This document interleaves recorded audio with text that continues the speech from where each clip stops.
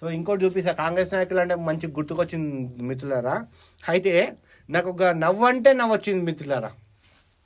ఎందుకు నవ్వు వస్తుందంటే, ఇవాళ కూటమి నేతలంతా కలిసి, కాంగ్రెస్ ఇండియా కూటమి నేతలంతా కలిసి కూడా ఏం చేస్తారట, సుప్రీంకోర్టుకి వెళ్తారట. మొన్న జార్ఖండ్, దాని తర్వాత ఏమంటారు మహారాష్ట్ర ఎలక్షన్స్ మొత్తం కూడా ట్యాంపరింగ్ చేసి, ఈవీఎం ట్యాంపరింగ్ చేసి గెలిచిరని సుప్రీంకి వెళ్తారట. సరే సరే వెళ్ళండి, మరి తెలంగాణలో గెలిచిరు కదా, మరి అది కూడా ట్యాంపరింగ్ చేసిరా మీరు? చెప్పండి, మరి అది కూడా ట్యాంపరింగ్ చేసిరు అంటే మీరు గెలిచే రాష్ట్రాల్లో ట్యాంపరింగ్ ఎక్కడ జరగదు, మీరు ఓడిపోయే రాష్ట్రాలలో ట్యాంపరింగ్ జరుగుతుంది. సో అదే వాడుతుంది. ఈవీఎం ట్యాంపరింగ్, ఎన్నికల ప్రక్రియ అవకతవకలపై సుప్రీంకు ఇండియా కూటమి, హర్యానా, మహారాష్ట్ర ఎన్నికల్లో ఎన్డీఏ రిగ్గింగ్కు పాల్పడిందని కాంగ్రెస్ సహా పలు పార్టీలు ఆరోపిస్తున్నాయి. ప్రభుత్వానికి అనుకూలంగా ఫలితాలు తారుమారు చేశారని ఆరోపిస్తున్నాయి. ఇప్పటికైనా సోయి తెచ్చుకోండి, మీ దాంట్లో మీకే యూనిటీ లేదు. ఈ ఫోటో దిగితేనే ఒకడు ఎడముఖం పెట్టిండు, ఒక పెడముఖం పెట్టిండు, మీ దాంట్లో మీకే లేదు. అయితే ఇప్పుడు కాంగ్రెస్ పార్టీ ఇప్పుడు ఆమ్ ఆద్మీ పార్టీ పంజాబ్లో గెలిచింది, రైట్? సరే, ఇప్పుడు ఢిల్లీలో గెలవాలని సెకండ్ విషయం. తెలంగాణలో కాంగ్రెస్ పార్టీ గెలిచింది, కర్ణాటకలో కాంగ్రెస్ పార్టీ గెలిచింది.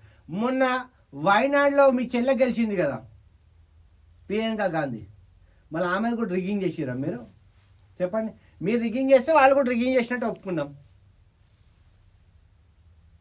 మీరు రిగ్గింగ్ చేస్తే వాళ్ళు కూడా రిగ్గింగ్ చేసినట్టు ఒప్పుకుందాం. ఈవీఎం తెచ్చిందే మీరు, కాంగ్రెస్ పార్టీయే ఈవీఎంలను ప్రవేశపెట్టింది. కాంగ్రెస్ ప్రభుత్వం ఈవీఎం ప్రవేశపెట్టినాక ఇప్పటికి కూడా ఈవీఎం కోసం ఎక్కడ కూడా ట్యాంపరింగ్ అయినట్టు కూడా ఎక్కడ నిర్ధారణ కాలేదు. ఒకవేళ మీరు నిజంగానే ట్యాంపరింగ్ చేయొచ్చు అనుకుంటే ఒకసారి మీరే ప్రూవ్ చేయండి. మీ దగ్గర టెక్నాలజీ ఉంది, మీ జనాలు ఉన్నారు కదా చూపించేటోళ్ళు, వాళ్ళందరినీ పెట్టి ప్రూవ్ చేయండి.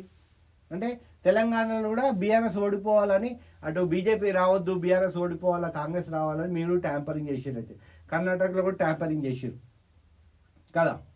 మళ్ళా అది కాదన్నప్పుడు ఇది ఎట్లయితుంది? మళ్ళా ప్రజాస్వామ్యం, జనాల మోడు స్వింగ్ ఎట్లుంటే అటు చేస్తారు. అందరు ఏమనుకోరు, తెలంగాణలో కేసీఆర్ గెలుస్తాడు అనుకోరు. స్వింగ్ ఉంది, కొంచెం వ్యతిరేకత ఉంది. కాంగ్రెస్కి ప్లస్ పాయింట్ అయింది, 1% ఓటు శాతం. సేమ్ అక్కడ కూడా అంతే కదా, కర్ణాటకలో కూడా అంతే కదా. సో దానికి మీరు టెన్షన్ పడాల్సిన అవసరం ఏముంది?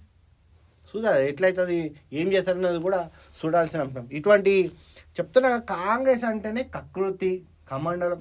అసలు చెప్తున్నా, కాంగ్రెస్ అంటేనే ఇది.